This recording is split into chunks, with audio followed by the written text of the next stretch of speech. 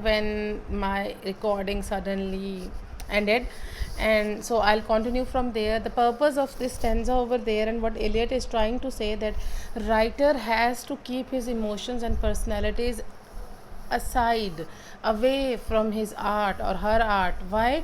Because जो work of art है उसकी अपनी एक ताकत होनी चाहिए, उसके अंदर अपनी एक कैपेबिलिटी होनी चाहिए of creating certain drama, certain emotion. अगर राइटर खुद ही अपने इमोशंस जो है वो अपनी पोइट्री में, आर्ट में लिखेगा, रिफ्लेक्ट करेगा, ही और she will become too wasted, too invested into it, that they might lack certain clarity. Art का पर्पज़ ये है that poetry, the art, it should read to the reader, and after, and there should be an interaction between the art and the reader, and then reader interpret the art, and reader interpret the poetry, and reader finds the value in it and emotion in it. अगर writer ही खुद ही अपने लिए ही लिखता रहेगा तो तब तो काम नहीं होगा आर्ट का. Art is created, according to Eliot, art is created for the reader, for the audience. तो ऑडियंस के इमोशंस और यूनिवर्सल इमोशंस पे ज़्यादा फोकस होना चाहिए, not on the emotions of the creator और द राइटर और the poet. So the balance of the contrasted emotion, the dramatic balance is required in such a situation. It is not in his personal emotions, the emotions provoked by the particular events in his life, that the poet is anyway remarkable and interesting. आप कहें कि यार वो बंदा जो वो writer है वो बहुत कमाल है क्योंकि उसके इमोशंस जो उसने पोर्ट्रे किए हैं वो बड़े शानदार हैं. That does not make him grand.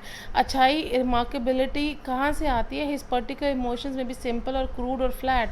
The emotion in his poetry will be very complex thing, but not with the complexity of emotion of people who are. What he is trying to say over here कि हम इंसान एक individual की base पे काफ़ी different तरह के emotions feel करते हैं. ये वहाँ उन इमोशंस को अगर अपने आर्ट में लिखते हैं कि that is not the greatness और रिमार्केबलनेस. Your art will be remarkable, your poetry will be remarkable when it itself will be capable of dealing with complex human emotions of general public, ज़्यादा लोगों के. ठीक है.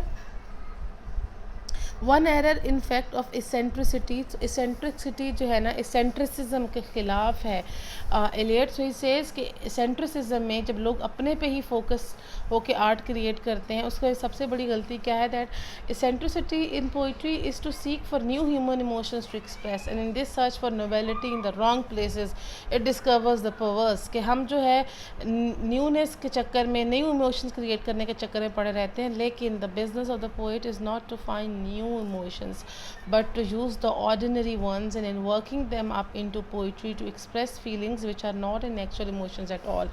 कि new emotions को हमें नहीं बनाना है, बल्कि we have to use the already existing emotions जो लोगों को समझ आते हैं, जो लोगों में exist करते हैं. उन emotions के साथ we have to create something new. ठीक है. So he says that I am against, ये देखिए, emotions recollected and tranquility. ये inexact formula है, ये गलत formula है जिन भी लोगों ने डेवलप किया है. आपको पता है किसने डेवलप किया है? डेवलप किया है, yes, Wordsworth. So Eliot, he is criticizing Wordsworth's definition in this paragraph. He is criticizing Wordsworth's definition of poetry in which he gave in preface to Lyrical Ballads. और क्या definition थी Wordsworth की? That poetry is the spontaneous overflow of powerful feelings. It takes its origins from emotions recollected in tranquility. जबकि Eliot says that this is the wrong formula. For Eliot, poetry is not recollection of feeling. It is a new thing resulting from the concentration of a very great number of experiences. It is a concentration which does not happen consciously or deliberately. Eliot defines poetry as not a turning loose of emotion but an escape from emotion.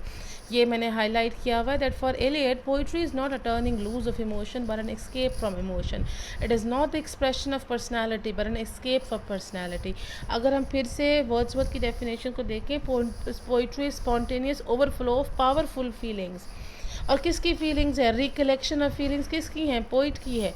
लेकिन Eliot says poetry is not a turning loose कि हम अपने emotions को खुलेआम छोड़ दें, powerful overflow of emotions. ऐसा नहीं है.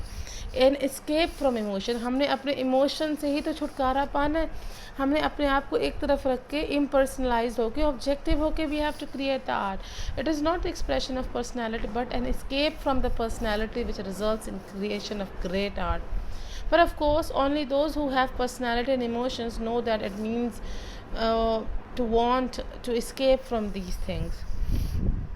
वैसे इलियट की अपनी भी काफ़ी साइकोलॉजिकल एनालिसिस होने की बड़ी ज़रूरत है, because lots of his poetry consist of his own personal emotions, और जो अपनी ज़िंदगी में वो जिन चीज़ों से गुजर रहा था उन पे बेस्ड है। And still he said that writer should not reflect his personality और emotions in the poetry. So Eliot की डेफिनेशन मैंने बता दी पोइट्री की आपको। So for him the emotion of art is impersonal, कि आर्ट जो है वो इम्पर्सनल होना चाहिए, आपकी मेरी एक बंदे की इमोशन की बात नहीं है, it's for the general good, तमाम लोगों की इमोशंस की कलेक्टिव यूनिवर्सल इमोशन की बात होनी चाहिए। So for him the emotion of art is impersonal and the artist can achieve this impersonality only by and being conscious of the tradition. He is tradition के बारे में आपको पता होगा तो तब अब अपने आप पे ज़्यादा फोकस करने के बजाय उस ट्रेडिशन को फॉलो करने में आप ज़्यादा फोकस करेंगे, आप क्रिएटिव इंटेंसिटी और क्रिएटिव प्रोसेस पे फोकस करेंगे, and that is how you create a great piece of art. So he is saying he is talking about the poetic tradition and he neglects the fact that the poetic tradition is a complex mixture of written and oral poetry.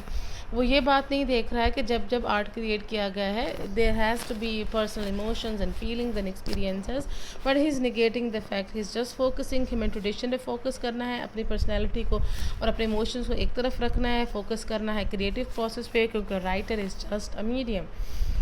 So that's what he says, and in the last of it he so what he is doing in this whole entire essay is that he is denouncing the romantic criticism of 19th century, especially Wordsworth's theory of poetry, and he is underlying the importance of tradition and examines the relationship between tradition and individual talent, कि एक इंसान का, एक writer का, एक artist का talent तभी नज़र आता है जब वो ट्रेडिशन को अच्छे तरीके से मर्ज करता है इन हिज न्यू वर्क, कि आप वही एग्जिस्टिंग इमोशंस और एग्जिस्टिंग एक्सपीरियंसेस को कैसे एक स्पिन दे के, ट्विस्ट दे के एक नया वर्क ऑफ आर्ट क्रिएट करते हैं। तो एक एट द सेम टाइम आप ट्रेडिशन भी फॉलो कर रहे हैं, रिवायत भी फॉलो कर रहे हैं सॉरी, लेकिन साथ में ही आप एक न्यू वर्क ऑफ आर्ट भी क्रिएट कर रहे हैं, ठीक है।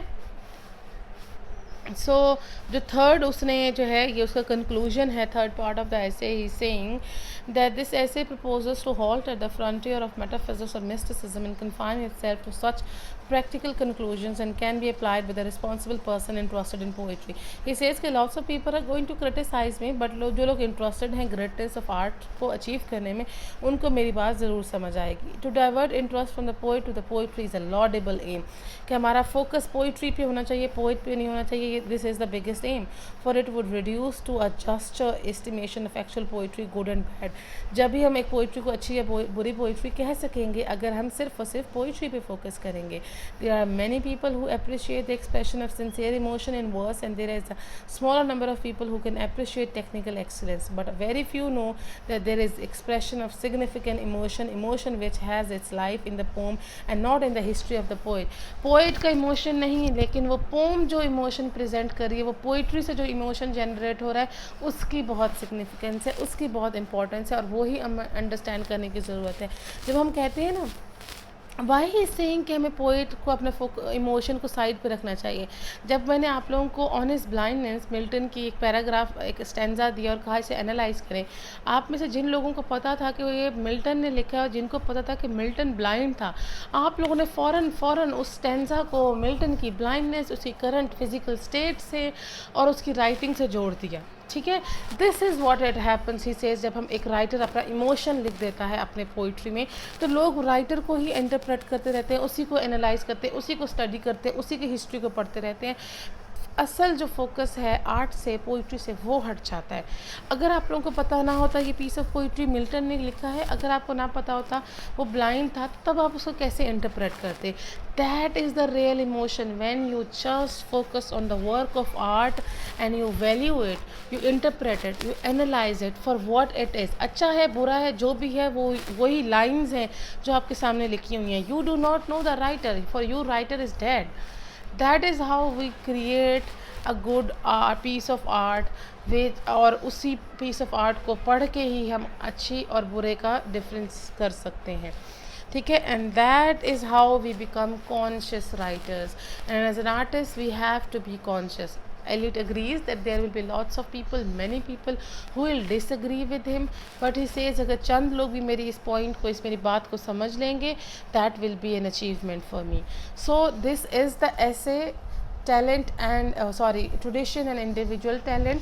इसमें एलियट ने ट्रेडिशन की डेफिनेशन दी, एक जनरल डेफिनेशन जिसमें हम नेगेटिवली समझते हैं कि ट्रेडिशन का मतलब है टिपिकल होना, कुछ हटके ना करना, लेकिन फिर एलियट ने अपनी एक डेफिनेशन दी ट्रेडिशन की कि by following the trends, by knowing the history of art, you create something new, so you are adding something new, you are bringing a new understanding. उसके बाद एलियट ने इम्पॉर्टेंस दी कि बहुत ज़रूरी है that artist should be separated from their art. Art की value सिर्फ art से ही क्रिएट करनी चाहिए, हमें आर्टिस्ट से फोकस नहीं करना चाहिए. Sorry. So is given his theory of impersonalization, जिसमें पर्सनैलिटी और इमोशन को बिल्कुल भूल जाना चाहिए. An artist is just a medium. ठीक है, so that's what he has focus in this essay, and I hope it has been clear to you. Just read the entire essay, and if you think that there's something missing, अगर आपको कुछ समझ नहीं आ रहा, you can come and ask me. Thank you.